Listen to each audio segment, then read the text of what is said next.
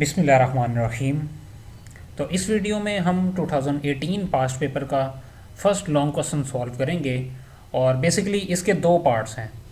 पहले पार्ट में हमें बोला गया use MATLAB code to solve for x y z by two different methods. हमने दो डिफरेंट मेथड्स यूज़ करके साइमल्टेनियस इक्वेशन सॉल्व करनी है और एक्स वाई और जी की वैल्यूज़ फाइंड करनी है।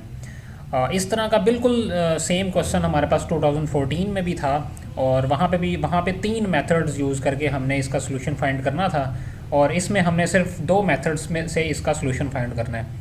तो इसको देखेंगे और इसके बाद इसका जो सेकंड पार्ट है, using rand command create a matrix के 5x5। 5x5 का मैट्रिक्स हमने रैंडमली जनरेटेड जो है कमांड से यूज़ करके बनाना है और उसके बाद प्लॉट के इसको जो भी मैट्रिक्स हमारे पास आएगा उसको प्लॉट करना है। Plot second row and fifth row, तो इसकी सेकंड रो और फिफ्थ रो को भी प्लॉट करना है। Find maximum of column to में जो मैक्सिमम जो हमारे पास नंबर होगा वो फाइंड करना है। सॉर्ट के को सॉर्ट करना है, मतलब उसको तरतीब में ऑटोमेटिकली उसके तमाम वैल्यूज़ तरतीब में आ जाएं वो करना है हमने। Also find the minimum and standard deviation of के। तो इसके बेसिकली दो पार्ट हैं लॉन्ग क्वेश्चन में। पहले में साइमल्टेनियस इक्वेशन सॉल्व करनी है और दूसरे में मैट्रिक्स की कुछ प्रॉपर्टीज़ हैं वो हमने डिफ़ाइन करनी है। तो सबसे पहले फर्स्ट जो पार्ट है इसका वो सॉल्व करेंगे। तो इसका कोड मैंने पहले से लिखा हुआ है, इस कोड को मैं आपको समझा देता हूँ। इसको मैंने एम फाइल में लिखा हुआ है। तो ये बिल्कुल वैसे ही क्वेश्चन है जिस तरह से 2014 में हमने किया था, वहाँ पे तीन मेथड थे, इसमें दो मेथड हैं। तो सबसे पहले मैंने जो यूज़ किया हुआ बाय इन्वर्जन मेथड। तो ए मैट्रिक्स हमारे पास जो था वो मैट्रिक्स मैंने एज इट इज़ जो भी हमें गिवन था वो मैंने एज इट इज़ ए के अंदर स्टोर करवा दिया।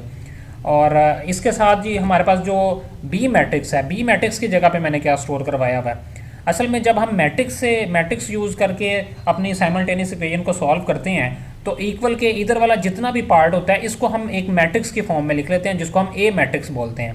और इक्वल के जो दूसरी साइड पे हमारे पास ये जो क्वांटिटीज़ होती हैं, ये जो हमारे पास चीज़ें होती हैं, इनको हम बी मैट्रिक्स में सेव कर लेते हैं।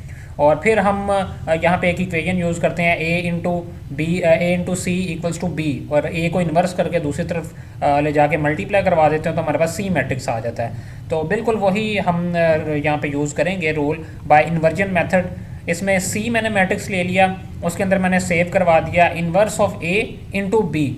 तो इन्वर्स ऑफ ए वो ऑटोमेटिकली ए मैट्रिक्स का इन्वर्स फाइंड करेगा और बी से मल्टीप्लाई करवा देगा और उसका जो भी आंसर आएगा वो सी के अंदर सेव हो जाएगा हमारे पास। यहाँ पे मैं एक चीज़ को बिल्कुल वाज़ेह कर दूँ कि जब आप मैट्रिक्स की मल्टीप्लिकेशन करते हैं तो सिंपल जो साइन यूज़ करेंगे वो स्टैरिक का साइन यूज़ करेंगे।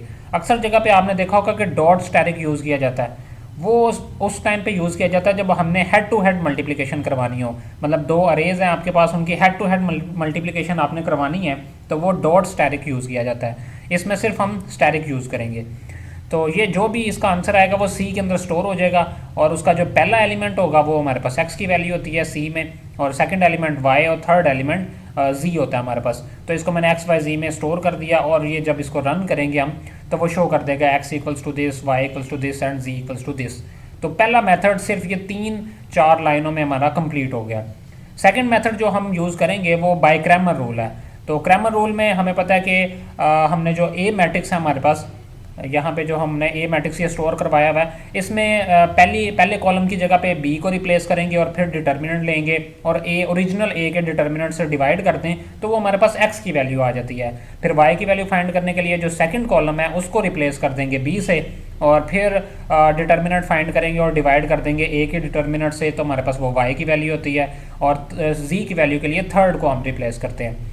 तो यहाँ पे मैंने क्या किया हुआ, मैंने ए का डिटर्मिनेंट फाइंड करके उसको डी में सेव करवा लिया है। उसके बाद ई मैंने एक लिया वेरिएबल, उसके अंदर ए को स्टोर करवाया और उस ई के अंदर पहला कॉलम जो है वो मैंने रिप्लेस कर दिया बी से। फिर ई का डिटर्मिनेंट डिवाइड कर दिया डी मेरे पास जो ए का डिटर्मिनेंट मैंने जो स्टोर करवाया था वो, तो मेरे पास ये एक्स की वैल्यू आ गई। इस तरह से फिर मैंने एक और मैट्रिक्स लिया एफ, एक और वेरिएबल लिया एक्स, उसके अंदर ए स्टोर करवाया। एफ का सेकंड कॉलम मैंने रिप्लेस कर दिया बी से और फिर उसका डिटर्मिनेंट लेके डी से डिवाइड कर दिया तो मेरे पास वाई की वैल्यू आ गई। और इसी तरह से जी। तो अब इसको रन करते हैं और देखते हैं कि क्या हमारा आंसर ठीक आता है। तो यहाँ से मैंने इसको रन किया और अब अपनी मैटलैब की स्क्रीन अगर मैं ओपन करूँ तो ये इसने यहाँ पे रन करके मुझे ये सब कुछ दिखा दिया। सबसे पहले ऊपर लिखा हुआ आएगा by inversion method x equals to this, y equals to this और z इक्वल्स टू दिस। तो ये तीनों इसने वैल्यूज़ हमें निकाल के दे दी। और फिर सेकंड हमारे पास बाय यूजिंग क्रैमर रूल, तो आप देख सकते हैं x y z की वैल्यूज़ बिल्कुल सेम आई हुई हैं दोनों मेथड से, 8.25 और 2.3 और 0.9। तो यहाँ पे भी 8.25, 2.3 और 0.9। तो ये पहला जो पार्ट है इसका ये कंप्लीट हो गया। अब सेकंड पार्ट देखते हैं। सेकंड पार्ट में हमने एक जो है मैट्रिक्स जनरेट करना है 5x5 का रैंडम कमांड यूज़ करके, और फिर उसको प्लॉट करना है, सेकंड और फिफ्थ रो को प्लॉट करना है, और फिर हमने मैक्सिमम फाइंड करना है कॉलम 2 का, सॉर्ट करना है मैट्रिक्स को, और फिर मिनिमम और स्टैंडर्ड डेविएशन फाइंड करनी है। तो इसकी भी मैंने एम फाइल बनाई हुई है, उसको मैं यहाँ पे आपको शो कर देता हूँ। तो आप वहीं से इसको पेपर के लिए भी लिख सकते हैं। तो ये बेसिकली ये हम कोड यूज़ करेंगे इसके लिए। के चूँकि उन्होंने बोला था हमें 5x5 का मैट्रिक्स हमने बनाना है, तो मैंने के इक्वल्स टू रैंड 5,5। तो रैंडम नंबर जनरेट करने पर मैंने एक वीडियो बनाई हुई है, उसमें मैंने आपको रैंडम कमांड से हमने जो मैट्रिक्स किस तरह जनरेट करते हैं वो भी मैंने उसमें एक्सप्लेन किया हुआ है। तो सिंपल, अगर आप कोई भी मैट्रिक्स जनरेट करना चाहते हैं तो के इक्वल्स टू रैंड की कमांड आप लगाएं, 5,5 लिखेंगे तो 5x5 का मैट्रिक्स वो रैंडमली जनरेट करके दे देगा। और अगर आप 5,4 या 2,3 लिखेंगे तो जितना जो आप लिखेंगे उस हिसाब से वो आपको मैट्रिक्स बना के दे देगा। पहले वाला डिजिट रो को रिप्रेजेंट करेगा, सेकंड वाला डिजिट जो है आपको कॉलम को रिप्रेजेंट करेगा। तो 5 रोज और 5 कॉलम का मैट्रिक्स मेरे पास ये ऊपर जो मैंने एक कमांड लिखी है वो मुझे बना के दे देगी। इसके बाद उन्होंने बोला था प्लॉट करना है हमने अपने मैट्रिक्स को, तो सिंपल कमांड आप यूज़ करेंगे प्लॉट के।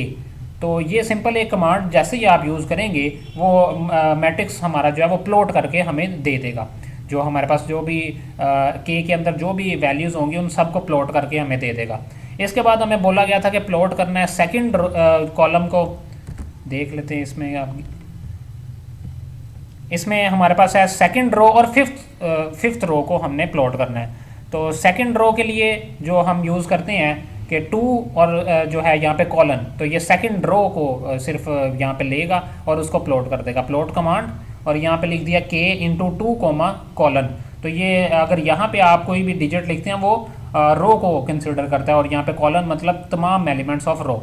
और यहाँ पे 5 तो ये फिफ्थ रो को रिप्रेजेंट करेगा, तो ये प्लॉट कर देगा हमारे पास सेकंड रो और फिफ्थ रो को प्लॉट कर देगा। इसके बाद उन्होंने बोला था मैक्सिमम डिजिट आपने फाइंड करना है, कॉलम 2 में से जो मैक्सिमम वैल्यू है वो फाइंड करनी है आपने। तो मैक्सिमम कैसे नंबर फाइंड करते हैं उसके लिए भी मैंने वीडियो एक बनाई हुई है। इसमें दोबारा मैं एक्सप्लेन कर देता हूँ कि मैक्सिमम की कमांड आपने लगाई MAX मैक्स, और ब्रैकेट में जिसमें से आपने मैक्सिमम फाइंड करना है वो आप वहाँ पे लिख दें। तो के, और मैंने सेकंड कॉलम में से मैक्सिमम फाइंड करना, तो के इंटू कॉलन कोमा 2।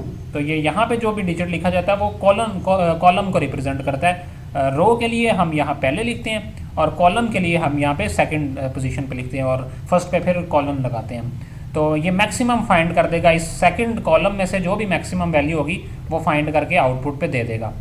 इसके बाद जो फोर्थ हमें बोला गया था वो था कि जो मैट्रिक्स है उसको सॉर्ट करें, उसको तरतीब में लेके आएँ।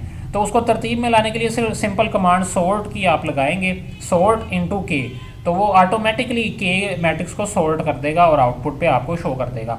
फिर उन्होंने बोला था कि जो मैट्रिक्स है पूरे मैट्रिक्स में से जो मिनिमम वैल्यू है वो आप आउटपुट पे हमें शो करवाएं। तो उसके लिए जो कमांड यूज़ करते हैं हम मिनिमम ऑफ के, तो 2 बार मिनिमम लिखते हैं हम। एक बार जब आप मिनिमम लगाएंगे तो वो तमाम कॉलम्स में से मिनिमम फाइंड करके दे देगा। फिर दोबारा उसी के ऊपर अगर मिनिमम की कमांड लगाएंगे तो वो जो है जो हमारे पास एक ही रो बनेगी उसमें से भी मिनिमम फाइंड करके दे देगा। तो इसको भी अभी एग्जांपल से देखते हैं। और लास्ट पे उन्होंने बोला था कि स्टैंडर्ड डेविएशन फाइंड करके दें, जिस तरह से मिनिमम हमारे पास होता है। एक एग्जांपल से इसको देख लेते हैं।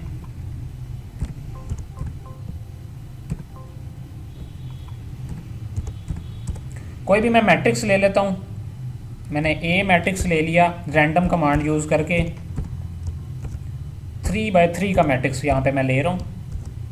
तो ये मेरे पास एक मैट्रिक्स आ गया। अब मैं अगर चाहता हूँ कि इसका मिनिमम फाइंड करूँ तो मैं मिनिमम की कमांड अगर एक ही बार लिखूँगा, मिनिमम ऑफ ए, तो आप देखेंगे कि इसने क्या किया, पहले कॉलम में से जो मिनिमम था वो दे दिया, सेकंड कॉलम में से जो मिनिमम था वो दे दिया, और थर्ड कॉलम से जो मिनिमम था वो दे दिया। अब इसका भी मिनिमम जो है वो मज़ीद हमने फाइंड करना है। तो आप 2 बार कमांड इसकी लिखेंगे, मिनिमम इंटू मिनिमम ऑफ ए। तो ये क्या करेगा, सबसे पहले तो कॉलम्स में से मिनिमम निकालेगा, इस तरह से हमारे पास एक रो आ जाएगी। फिर दोबारा से ये जो सेकंड वाली मिनिमम की ऑप्शन है, जो कमांड है, वो इस रो में से भी मिनिमम वैल्यू हमें फाइंड करके देगी। और अल्टीमेटली हमारे पास जो मैट्रिक्स का पूरा जितना भी सबसे छोटी वैल्यू जो भी होगी वो हमारे पास आउटपुट पे आ जाएगी। इसी तरह से स्टैंडर्ड डेविएशन फाइंड करने के लिए STD कमांड हम यूज़ करते हैं। STD अगर आप लगाएंगे एक बार ए के ऊपर, तो ये आपको क्या करेगा, तमाम कॉलम्स की स्टैंडर्ड डेविएशन फाइंड करके दे देगा। और मज़ीद इसकी भी स्टैंडर्ड डेविएशन अगर आपने फाइंड करनी है तो इसी के ऊपर आप एक और बार स्टैंडर्ड STD की कमांड लगा देंगे तो वो इसकी भी स्टैंडर्ड डेविएशन आपको फाइंड कर देगा। अदरवाइज़ आपको फिर जिस तरह मिनिमम की 2 बार कमांड लगाई उस तरह से आप 2 बार इसको लिखें और फिर और इसको एंटर प्रेस करेंगे तो इसने पूरे मैट्रिक्स की स्टैंडर्ड डेविएशन फाइंड करके दे दी हमें। तो अब इसके लिए भी मैंने कोड लिखा हुआ है, उसको भी देख लेते हैं। अच्छा, अपने इसी कोड को हम रन कर लेते हैं। ये कंप्लीट आप पेपर में बिल्कुल इसको इसी तरह से लिख सकते हैं, ये कंप्लीट कोड है इसका। इसको रन करते हैं। पहले मैं मैटलैब की स्क्रीन थोड़ी साफ़ कर लेता हूँ।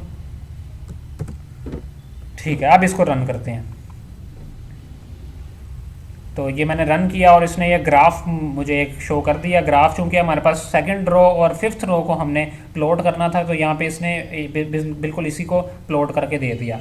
और इसकी मैटलैब की स्क्रीन के ऊपर हमारे पास क्या आ रहा है, रैंडम नंबर से हमने जनरेट किया था 5x5 का मैट्रिक्स, ये उसने शो कर दिया। मैं मैक्सिमम ऑफ कॉलम 2 वो उसने ये शो कर दिया। और सॉर्टिंग ऑफ के को सॉर्ट भी कर दिया उसने। और मिनिमम ऑफ के वो भी इसने फाइंड करके दे दिया। और स्टैंडर्ड डेविएशन, तो ये पूरा प्रोग्राम कंप्लीट हो गया हमारे पास। तो ये जो लॉन्ग क्वेश्चन जो था, फर्स्ट लॉन्ग क्वेश्चन हमारा ये कंप्लीट हो गया। और नेक्स्ट वीडियो में इंशाल्लाह हम इसका सेकंड लॉन्ग क्वेश्चन जो है वो करेंगे इंशाल्लाह।